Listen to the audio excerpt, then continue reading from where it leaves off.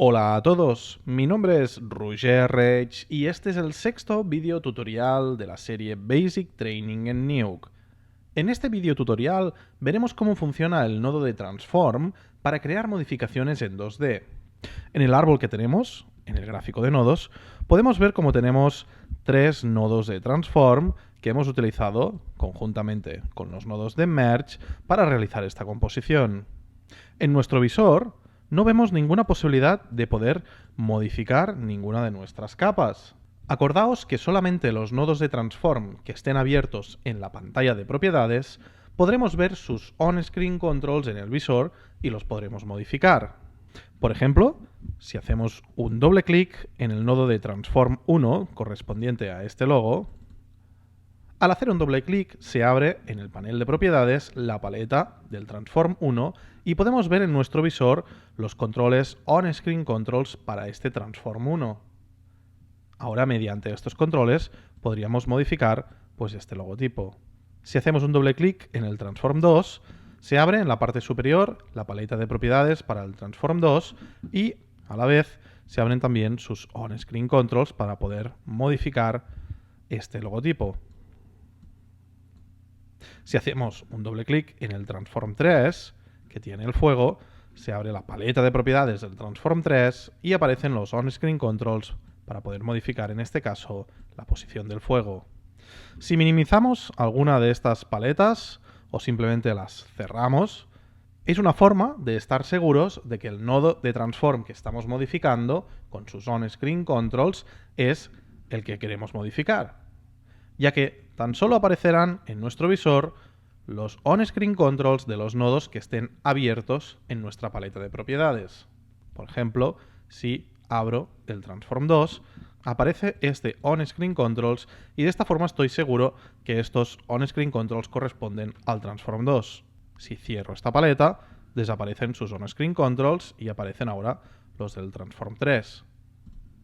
Acordaos que también, si queremos, mediante este botón de aquí, podemos modificar el color de los on-screen controls.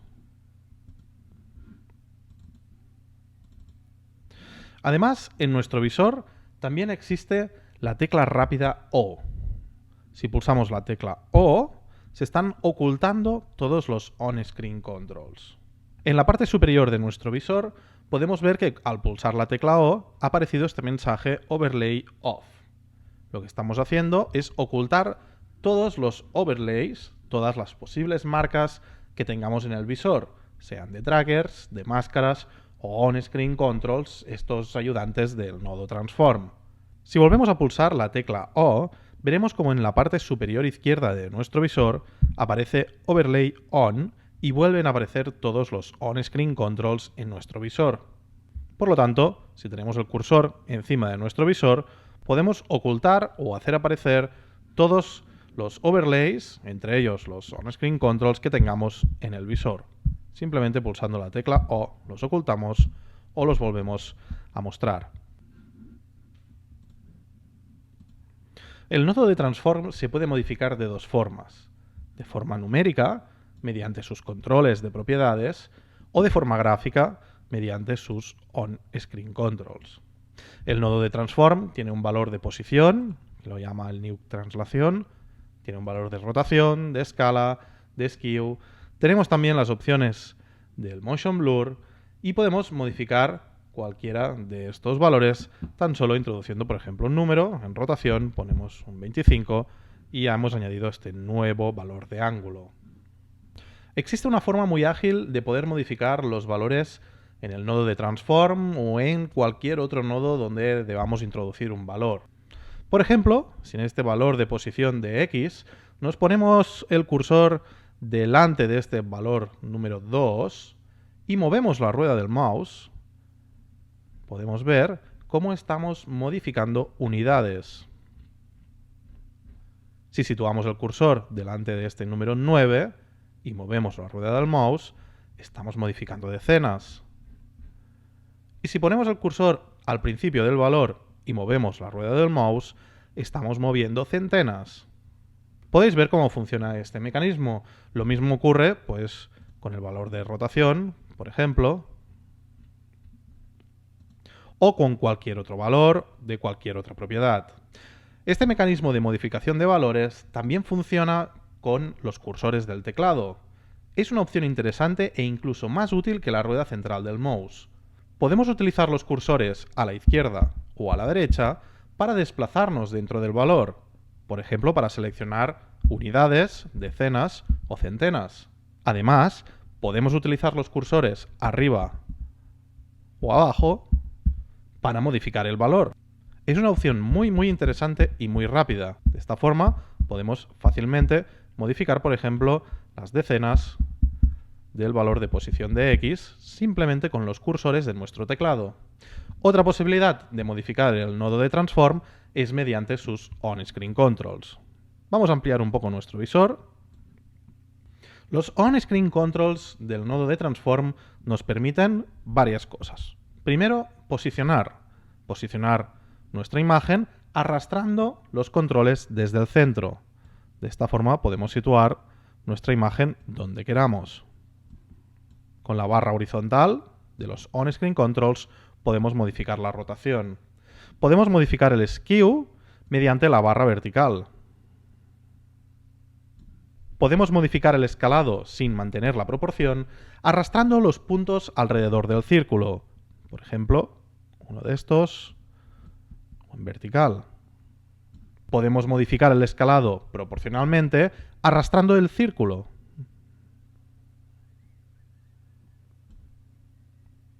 Y también podemos modificar el punto de anclaje, lo que el Nuke le llama el centro en las propiedades. Aquí lo tenemos, este valor de aquí. Pulsando la tecla Alt más comando y arrastrando.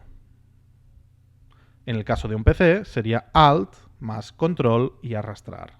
Como estamos en un Mac, pulsaremos Alt, comando y arrastraremos los on-screen controls y, por ejemplo, los pondremos encima de la O de no render. De esta forma, si ahora modificamos el valor de rotación, podemos ver cómo está rotando a partir de este nuevo eje. Estas son las opciones que tenemos para modificar el nodo de transform, visualmente, a partir de sus on-screen controls, o numéricamente, a través de sus propiedades, mediante el cursor y la rueda del mouse, mediante las flechas del teclado, o simplemente introduciendo un valor. Vamos a crear otro ejemplo. Vamos a crear un nuevo visor. Podemos ver, mediante el visor, que tenemos la imagen de estos cazas y la imagen de este background. Vamos a componer estas dos imágenes mediante un nodo Merge. Seleccionamos la imagen de los cazas, pulsamos la tecla Shift y mantenemos pulsada la tecla Shift, seleccionamos nuestro background y pulsamos la tecla rápida M.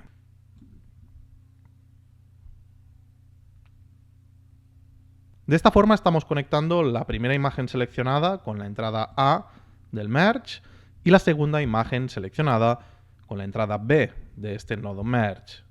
Conectamos el nodo Merge al visor y así podemos ver el resultado en nuestro viewer.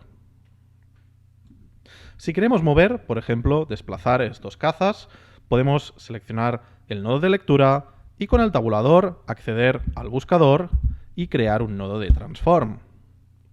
Si hacemos un doble clic a este nodo de transform, voy a cerrar todos los paneles de propiedades, hago un doble clic de nuevo en el nodo de transform y mediante sus on-screen controls podemos arrastrar, posicionar o modificar cualquiera de sus propiedades.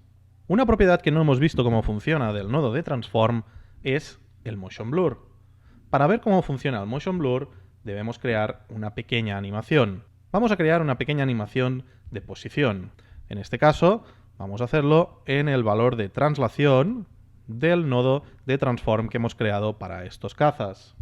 Fijaos que al final de las propiedades aparece un icono con el símbolo de una curva. Este icono aparece en todas las propiedades que pueden tener una animación. Si pulsamos en este icono y seleccionamos Set Key, estamos creando un keyframe en el fotograma 1, que es donde nos encontrábamos.